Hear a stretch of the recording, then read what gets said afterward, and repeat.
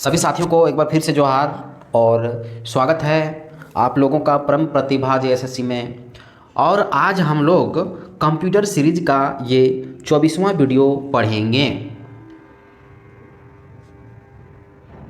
24वां video में हम लोग पढ़ेंगे। इस वीडियो में हम लोग कौन कौन से टॉपिक पढ़ेंगे देख लेते हैं। पहला टॉपिक है यूपीआई। इसका पूरा नाम है यूनिफाइड पेमेंट इंटरफेस। दूसरा है इलेक्ट्रॉनिक पेमेंट सिस्टम। तीसरा है एनईएफटी मतलब नेशनल इलेक्ट्रॉनिक फंड ट्रांसफ़र। आगे है RTGS, R for real time gross settlement. फिर है आईएमपीएस, पूरा नाम है immediate payment systems. Digital signature, cloud computing, OTP one time password, mobile wallet, QR code, crypto currency, bitcoins, OTT का है over the top, digital locker, e commerce, e governance और robotic, artificial intelligence, ये सभी पढ़ेंगे। आइए हम लोग देखते हैं। पहला जो है यूपीआई का पूरा नाम है यूनिफाइड पेमेंट इंटरफेस। यह इंटरनेट आधारित पेमेंट भुगतान करने का नवीनतम साधन है। यूपीआई एक ऐसी पेमेंट सिस्टम टेक्नोलॉजी है जो आपको सभी पेमेंट ऐप पर कॉमन पेमेंट इंटरफेस प्रोवाइड करती है।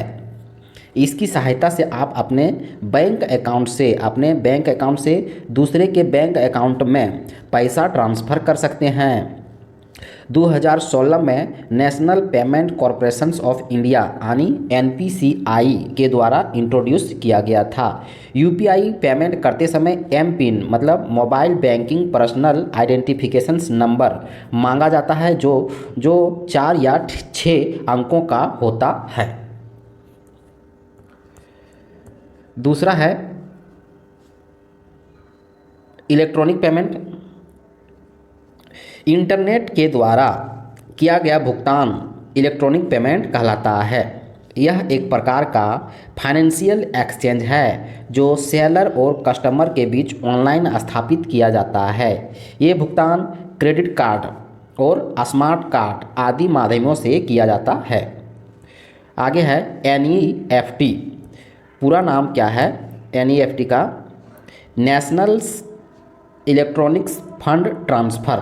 एनईएफटी एक ऐसा तरीका है जिससे किसी बैंक के माध्यम से किसी भी दूसरे बैंक खाते में पैसे ट्रांसफ़र किया जा सकता है। एनईएफटी की स्थापना नवंबर 2005 में institutes for development and research banking technology यानी आईडीआरबीटी के द्वारा की गई थी। एनईएफटी को मेंटेन या संचालन करने के लिए आरबी यानी रिजर्व बैंक ऑफ इंडिया के द्वारा किया जाता है। इसके द्वारा पैसा जो है 30 मिनट से लेकर 2 घंटे के भीतर ट्रांसफ़र हो जाता है। आगे है आरटीजीएस, पूरा नाम है रियल टाइम ग्रॉस सेटलमेंट। यह एक ऐसा ऑनलाइन बैंकिंग है जहां पैसों को एक बैंक से दूसरे बैंक तक बिना कोई वेटिंग पीरियड के भेजा जा सकता है। इस सिस्टम में आरबीआई के द्वारा मेंटेन किया जाता है। आरटीजीएस के माध्यम से आप कम से कम 2 लाख रुपये और अधिकतम कोई लिमिट नहीं है ट्रांसफ़र कर सकते हैं। आगे है आईएमपीएस, पूरा नाम है इमीडिएट पेमेंट सिस्टम सर्विस। यह एक ऐसा बैंकिंग पेमेंट सिस्टम है जिसके तहत रियल टाइम में पैसे को एक अकाउंट से दूसरे अकाउंट में भेज सकते हैं। इसके माध्यम 24/7 कभी भी मोबाइल फ़ोन और इंटरनेट के माध्यम से किसी भी अकाउंट में पैसा ट्रांसफ़र कर सकते हैं। आईएमपीएस यानी इमीडिएट पेमेंट सर्विस को 2010 में शुरू किया गया था। आगे है digital signature. Digital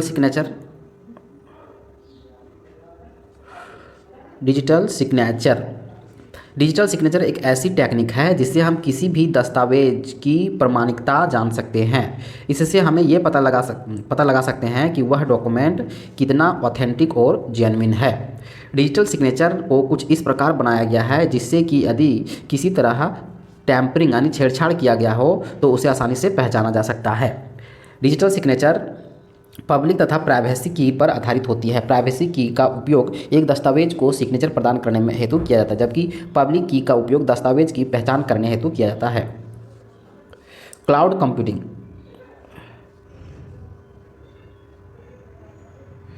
cloud computing internet से जुड़कर इंटरनेट पर उपलब्ध सुविधाओं का उपयोग करना क्लाउड कंप्यूटिंग कहलाता है। इसमें इंटरनेट के द्वारा सॉफ्टवेयर के रूप में विभिन्न तरह की सेवाएं दी जाती है। इसे पोर्टेबल स्टोरेज भी कहा जाता है। इसमें डाटा को एक्सेस करने के लिए केवल इंटरनेट की आवश्यकता होती है। उदाहरण के लिए Google drive, Google cloud, one drive और आई क्लाउड। क्लाउड कंप्यूटिंग के लाभ क्या है? इजी डाटा एक्सेस और लार्ज स्टोरेज और लेस प्राइस। आगे है OTP। इसका पूरा नाम है वन टाइम पासवर्ड। यह सिक्योरिटी कोड होता है जिसमें 6 डिजिट होते हैं, जबकि एम पिन में 4 या 6 डिजिट होते हैं। OTP का उपयोग जो है डिजिटल खातों की सुरक्षा के लिए किया जाता है। जब भी आप किसी वेबसाइट पर अपना कोई अकाउंट बनाते हैं तो ऐसे में आपके मोबाइल या जीमेल पर OTP आता है। OTP की सहायता से ऑनलाइन प्रोसेस होने वाले अपराधों से बचा जा सकता है। आगे है बायोमेट्रिक सेंसर।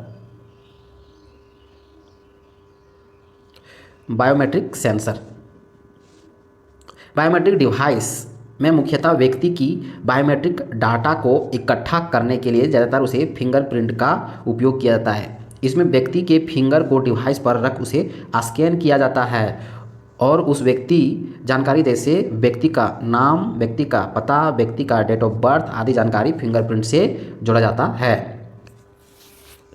जैसे फिंगरप्रिंट के माध्यम से आज के ज़मानों में स्कूलों में, बैंकों में, ऑफिसों में जो अटेंडेंस बनाया जा रहा है। ठीक है, मोबाइल वॉलेट हम लोग देखते हैं। मोबाइल वॉलेट्स एक प्रकार की भुगतान सेवा है जिसके माध्यम से पैसों का आदान प्रदान वर्चुअली किया जाता है। मोबाइल मनी के नाम से भी जाना जाता है। विभिन्न एप्लीकेशंस जैसे फ़ोनपे, गूगल पे, पेटीएम, अमेजन आदि द्वारा मोबाइल वॉलेट सुविधा दी जाती है। आगे है, जैसे हम लोग देखेंगे कि विभिन्न प्रकार के ई वॉलेट यानी इलेक्ट्रॉनिक वॉलेट जो है का संस्थापक, लोगो और स्थापना देखेंगे। जैसे मोबीक्विक जो है, ये मोबीक्विक का लोगो है। इसकी स्थापना 2009 में विपिन सिंह और उपासना ताकू के द्वारा स्थापित किया गया था। पेटीएम का ये लोगो है।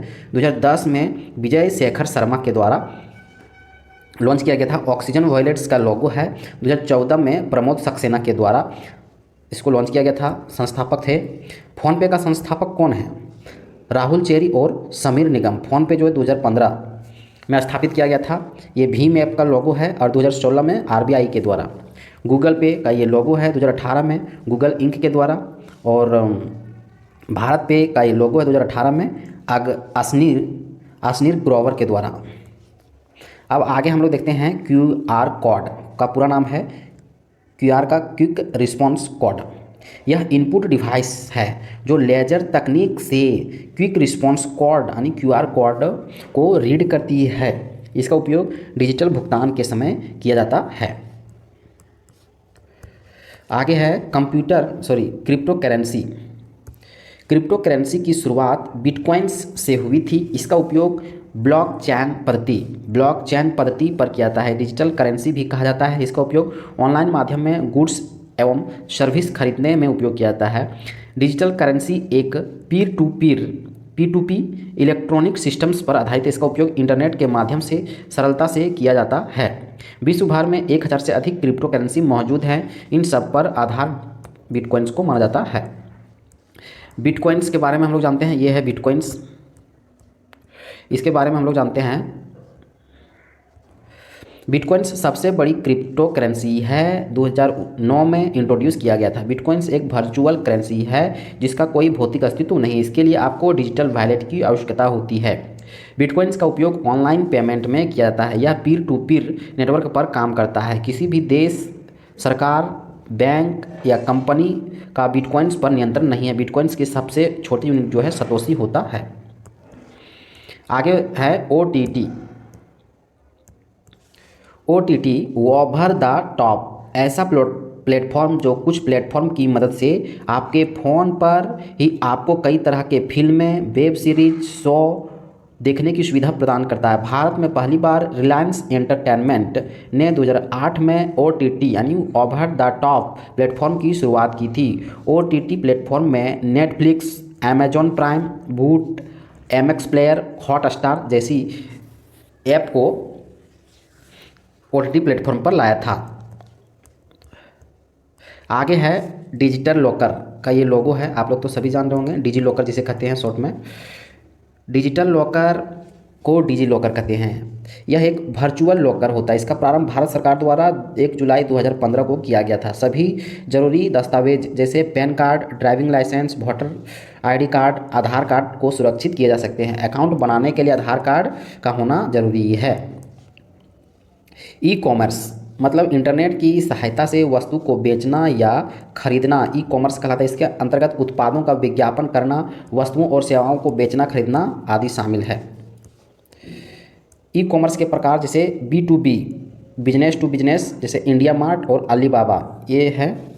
Business to customer B2C Amazon Flipkart जैसे हम लोग कोई चीज़ मंगवाते हैं तो अमेजन से या फ्लिपकार्ट से डायरेक्ट हम लोग के यहाँ आता है तो business to consumer. C2C consumer to consumer जैसे क्यूकर और OLX जैसे हम लोग खुद बेचते हैं और कोई कस्टमर ही खरीदता है तो कंज्यूमर टू कंज्यूमर। C2B यानी कंज्यूमर टू बिजनेस जैसे गूगल एडसेंस और Shutterstock. Consumer to governments जैसे MP online. Business to governments जैसे ट्रिप एडवाइजर। अब हम लोग देखेंगे प्रमुख ई कॉमर्स मार्केट प्लेस जैसे अमेजॉन ये लोगो है। स्थापना 1994 में जेफ बेजोस के द्वारा, मुख्यालय वाशिंगटन DC। दूसरा eBay लोगो है 1995 में स्थापना किए थे पीरे ओमिड यार ने, इसका मुख्यालय कैलिफोर्निया USA। इंडिया मार्ट लोगो है 1996 में, संस्थापक थे दिनेश अग्रवाल, नोएडा उत्तर प्रदेश इसका मुख्यालय है। आगे देखेंगे फेब मार्ट 1999 में के बैठेश्वरन के द्वारा स्थापित किया गया था, बंगलोर कर्नाटक इसका मुख्यालय है। अलीबाबा की स्थापना 1999 में जैकमा के द्वारा, चीन में इसका मुख्यालय है। मिंत्रा 2007 में और फ्लिपकार्ट भी 2007 में। मिंत्रा को मुकेश बंसल, विनीत सक्सेना, आशुतोष लवानिया जो है इसके संस्थापक हैं और इसका मुख्यालय है कर्नाटक। और फ्लिपकार्ट को सचिन बंसल, बिनी बंसल इसका भी मुख्यालय है कर्नाटक। देखते हैं पेटीएम 2010 में विजय शेखर शर्मा के द्वारा, नोएडा UP। आगे है स्नैपडील की स्थापना जो है 2010 में कुणाल बहल और रोहित बंसल के द्वारा, नई दिल्ली मुख्यालय है। जेबोंग 2012 में गुरुग्राम हरियाणा से। मीशो 2015 में संजीव बर्नवाल और विदित यात्रे, बंगलोर कर्नाटक। आगे हम लोग देखेंगे ई गवर्नेंस। देश के नागरिकों को सभी सरकारी सेवाएं जैसे इंटरनेट के माध्यम से उपलब्ध कराना ई गवर्नेंस कहलाता है। मतलब नेट में जितने भी उपलब्ध हैं सरकारी सेवाएं या सरकारी सेवाएं उसे ई गवर्नेंस के नाम से जानते हैं। सभी सरकारी कार्यों का संचालन हेतु सूचना प्रौद्योगिकी इंफॉर्मेशन टेक्नोलॉजी यानी IT की सहायता से किया था। भारत में ई गवर्नेंस की योजना जो है 2006 में प्रारंभ की गई थी, जिसके तहत भारत सरकार सरकारी सेवाओं को इंटरनेट के माध्यम से नागरिकों तक पहुंचाना चाहती है। ठीक है। ई गवर्नेंस के स्तंभ हैं जैसे पीपुल, प्रोसेस, रिसोर्स और technology.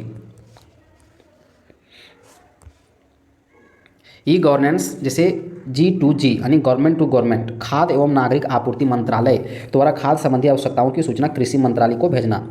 G2C government to citizen, पानी या बिजली बिल ऑनलाइन भुगतान। G2B government to business, GST पंजीकरण। G2E गवर्नमेंट टू एम्प्लॉय, गिरदावरी ऐप के माध्यम से राजस्व विभाग और कर्मचारी के मध्य समन्वय।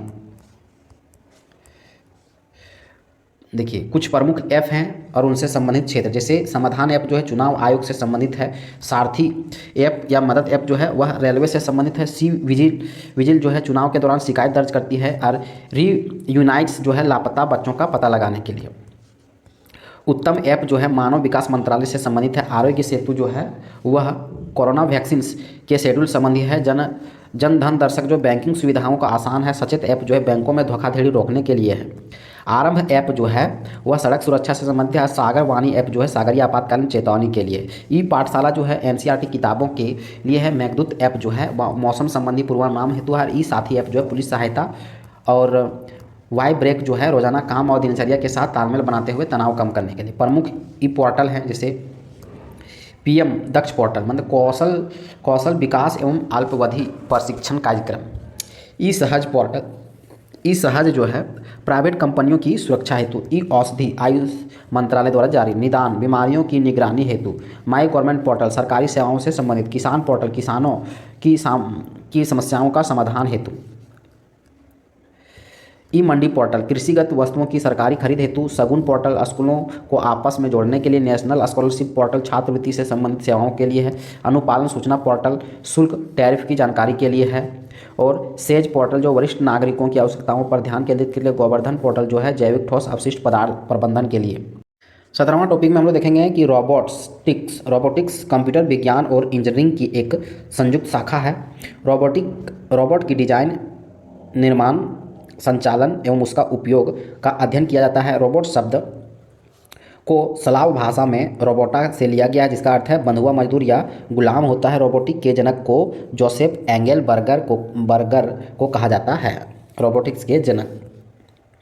कुछ प्रमुख रोबोट के बारे में जानेंगे जैसे सोफिया रोबोट।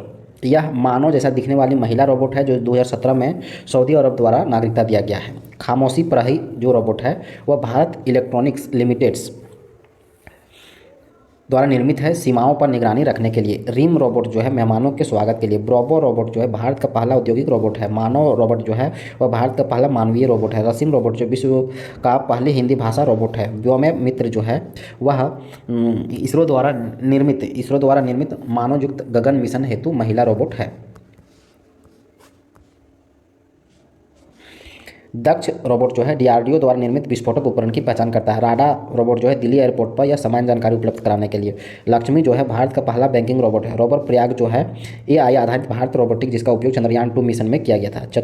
चतुरोबोट रोबोट यह सेंसर वाला रोबोट है। ड्रोन भीम जो है यह स्वदेशी सुपर पावर ड्रोन है।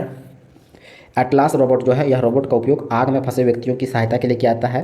रूम्बा रोबोट जो है घरेलू कार्यों को क्लीनर के रूप में उपयोग किया जाता है। सैम जो है विश्व का पहला पॉलिटिशियन रोबोट है। और रोबोकॉप जो है यह विश्व का पहला रोबोट पुरुष अधिकारी है। आर्टिफिशियल इंटेलिजेंस यानी कृत्रिम बुद्धिमत्ता सामान्य अर्थ है कि कृत्रिम तरीके से विकसित की गई बौद्धिक क्षमता। कंप्यूटर प्रोग्राम को अपने आप सोचने व सीखने की क्षमता प्रदान करने के लिए कृत्रिम बुद्धिमत्ता कहलाता है। जैसे जॉन मैकार्थी को कृत्रिम बुद्धिमत्ता का जनक कहा जाता है। आर्टिफिशियल इंटेलिजेंस लिस्प, जावा, पाइथन कंप्यूटर भाषा का प्रयोग किया जाता है। वीक आर्टिफिशियल इंटेलिजेंस यह केवल एक ही टास्क को करने में सक्षम होता है। जैसे एलेक्सा अमेजन कंपनी का वॉइस असिस्टेंट है जिसे 2014 में लॉन्च किया गया था। फिर है स्ट्रॉन्ग आर्टिफिशियल इंटेलिजेंस। यह सामान्यतः मनुष्य की बुद्धिमत्ता होती है, एक साथ कई टास्क को करने में सक्षम। जैसे डीप ब्लू IBM कंपनी द्वारा निर्मित कंप्यूटर जिसने शतरंज के प्रसिद्ध खिलाड़ी गैरी कैस्परोव को हराया था। आर्टिफिशियल इंटेलिजेंस का उपयोग जो है शिक्षा में, साइबर, मेडिकल, कंप्यूटर चेहरे की पहचान, smart speaker, self driving car और रक्षा क्षेत्र में किया जाता है। आगे देखते हैं AI आधारित वर्चुअल वॉइस असिस्टेंट्स जो है जैसे सिरी। ये लोगो है 2011 में लॉन्च किया था। पेरेंट कंपनी है एप्पल इंक।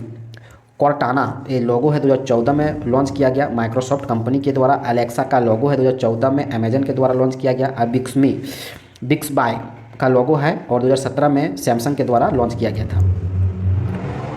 अन्य तथ्य जो है स्कूल ऑफ आर्टिफिशियल इंटेलिजेंस 2020 में दिल्ली में स्थापित किया गया था। AAAI association for advancement artificial intelligence USA के द्वारा 1979 में स्थापित किया गया AI संबंधी संस्थान है। CAIR central for artificial intelligence Bangalore 1986 में स्थापित किया गया प्रमुख AI संस्थान है। भारत सरकार द्वारा सितंबर 2020 में आर्टिफिशियल इंटेलिजेंस पोर्टल प्रारंभ किया गया जिसकी वेबसाइट है ai.government.in। COGX या AI पर आयोजित की जाने वाली विश्व में प्रमुख सम्मेलनों में से एक है जिसका आयोजन प्रतिवर्ष लंदन में किया जाता है। और यहाँ से हम लोग का ये 24वां वीडियो समाप्त होता है।